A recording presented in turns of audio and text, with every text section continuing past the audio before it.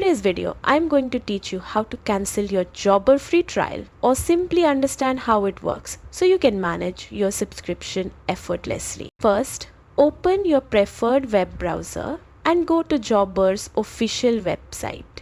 Make sure you're on the correct site by checking the logo and domain name. Once there, log in with your existing account or sign up if you're new.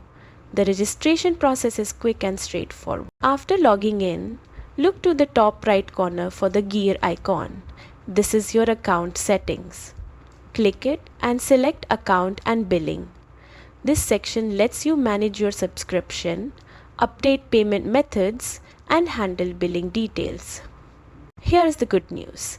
If you are on a free trial, Jobber automatically expires the trial at the end of the period without charging you. This means you don't have to actively cancel unless you plan to upgrade or adjust your billing options. To recap, log into Jobber, click the gear icon, go to Account and Billing, and know that your free trial will simply end on its own if you take no action. And that's it. Managing your Jobber subscription is hassle-free. And now you know exactly how the free trial works. Thanks for watching and feel free to leave any questions in the comments below.